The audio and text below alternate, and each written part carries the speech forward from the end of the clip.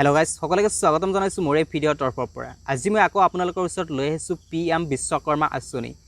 এই আঁচনিখন হ'ল কেন্দ্ৰীয় চৰকাৰৰ লঞ্চ কৰা এখন আঁচনি, যিখন আঁচনিৰ জৰিয়তে প্ৰত্যেকজন মানুহে 15,000 টকা ফাৰ্ষ্ট কিস্তিত 15,000 টকা এটা সম্পূৰ্ণ বিনামূল্যে লাভ কৰিব।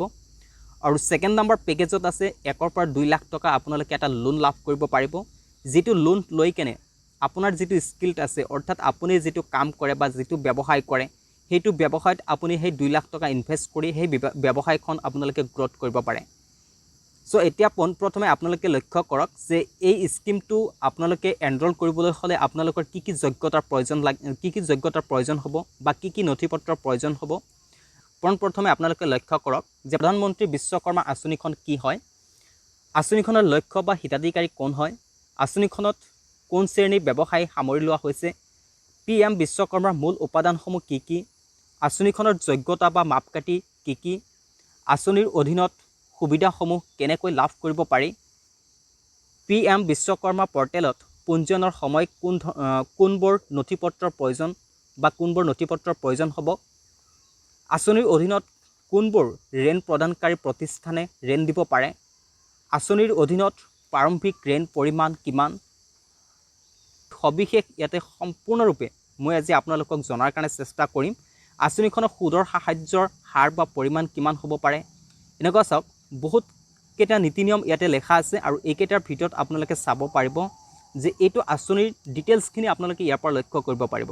সো আপোনালোকৰ সুবিধাৰ্থে মোৰ এই ভিডিঅ'ৰ ডিছক্ৰিপশ্যনত মই ইয়াৰ লিংক সম্পূৰ্ণৰূপে দি দিম, আপোনালোকে তাৰ পৰা চেক আউট কৰি সম্পূৰ্ণ ডিটেইলছ আপোনালোকে চাব পাৰিব। একেবাৰে সৰুৰ পৰা সৰুলৈকে আপোনালোকে চাব পাৰিব যে ইয়াত কি বেনিফিট আছে, ইয়াত কি অসুবিধা আছে বা ইয়াত কোনে এপ্লাই কৰিব পাৰিব, ইয়াত কেনেকুৱা ধৰণৰ কেটেগৰী মানুহে ইয়াত যোগ্য হয়, এই সকলোখিনি ডিটেইলছ আপোনালোকে পাব। কিন্তু ইয়াতে মই আৰু এটা কথা আপোনালোকক কৈ থওঁ যে এইটো আঁচনি যদি আপোনালোকে এপ্লাই কৰে তেতিয়াহ'লে কোনো মোবাইল বা তেনেকুৱা কোনো ফটোশ্বপৰ পৰা আপোনালোকে এপ্লাই কৰিব নোৱাৰে। এইটো যদি আপোনালোকে এপ্লাই কৰে তেতিয়াহ'লে CSC চেণ্টাৰলৈ আপুনি যাব লাগিব। আৰু CSC চেণ্টাৰত যেতিয়া যাব তেতিয়া বিশেষকৈ কেইটামান কৰণীয় কাম আছে এইকেইটাই যে আপোনাৰ আধাৰ কাৰ্ড, ৰেচন কাৰ্ড, আপোনাৰ মোবাইল নাম্বাৰ যিটো আধাৰ কাৰ্ডৰ লগত লিংক আছে আৰু আপোনাৰ বেংক ডিটেইলছ। সো এইখিনি ডকুমেণ্টছ আপুনি কম্পালচাৰি সেই CSC চেণ্টাৰত লৈ যাব আৰু সেই CSC চেণ্টাৰৰ পৰাহে আপুনি এই স্কিমটো এপ্লাই কৰিব পাৰিব। চাওক পোনপ্ৰথমে মই আপোনালোকক দেখুৱাবলৈ যত্ন কৰিম যে এই আঁচনিখন আচলতে কোন ব্যক্তি বা কেনেকুৱা মানুহে এই আঁচনিখনত এপ্লাই কৰিব পাৰে।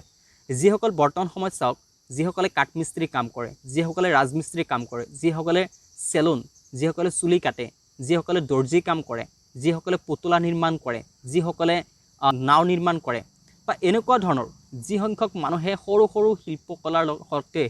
শিল্পকলাৰ সৈতে জড়িত হৈ আছে, তেওঁলোকক বিশেষকৈ ভাৰতৰ প্ৰাইম মিনিষ্টাৰ নৰেন্দ্ৰ মোদী ডাঙৰীয়াই এই কথাখিনি লক্ষ্য কৰি যে তেওঁলোকৰ কাৰণে এই আঁচনিখন মুকলি কৰিছে আৰু আহি থকা দিনত হয়তো আৰু কিছু কেটেগৰী ইয়াত এড কৰিব আৰু যিকেইটা কেটেগৰীৰ ভিতৰত হয়তো আপুনি বা আমাৰ নিচিনা মানুহেও এই কেটেগৰী সংযোগ হ'ব পাৰিব। ইয়াৰ যি গাইডলাইন্স দিছে এই গাইডলাইন্সৰ 18টা ব্যৱসায় দিছে। এই 18টা ব্যৱসায় সেই বৰ্তমানৰ কাৰণে যোগ্য হৈ আছে, হয়তো আহি থকা সময়ত আৰু কিছু এড কৰিব। সো ইয়াতে চাওক আৰু এটা 3 নম্বৰত কি লিখিছে, আঁচনিখনত কোন শ্ৰেণীৰ ব্যৱসায় সামৰি লোৱা হৈছে। ইয়াতে আছে সম্পূৰ্ণখিনি যে এইটো কোন শ্ৰেণীৰ মানুহে ইয়াত আচলতে যোগ্য হয়। ইয়াতে চাওক প্ৰথমে দিছে কি কাঠমিস্ত্ৰী, তাৰপাছত আছে কি নাও নিৰ্মাতা, তাৰপাছত চাওক লোহাৰ মিস্ত্ৰী যিসকলে গ্ৰিলৰ কাম কৰে, তাৰপাছত চাওক হাতুৰী আৰু সঁজুলি কিট নিৰ্মাতা যিসকলে হাতুৰী বনায় বা টুলছ কাম কৰা, সেই টুলছবোৰ যিসকলে বনায়, তলাবন্দী বা সোণৰ মিস্ত্ৰী, তাৰপাছত চাওক ইয়াতে এনেকুৱা বহুত কেইটা আছে, 18টা আছে টোটেল। সো এইকেইটাৰ ভিতৰত আপোনালোকে যদি আছে তেতিয়াহ'লে আপোনালোকে এই স্কিমৰ কাৰণে এপ্লাই কৰিব পাৰে। ইয়াতে চাওক দৰ্জী আছে, মাছ ধৰা বা জাল নিৰ্মাতা যিসকলে মাছ মাৰে বা জাল নিৰ্মাণ কৰে, তেওঁলোকৰ কাৰণে এই স্কিমটো বিশেষকৈ কাম কৰিব। সো ইয়াতে চাওক PM বিশ্বকৰ্মাৰ মূল উপাদানসমূহ কি। যদি আমি ক্লিক কৰোঁ তেতিয়াহ'লে ইয়াতে পাম যে PM বিশ্বকৰ্মা আঁচনিৰ মূল উপাদানসমূহ হ'ল যে স্বীকৃতি PM বিশ্বকৰ্মাৰ প্ৰমাণপত্ৰ আৰু ID কাৰ্ড।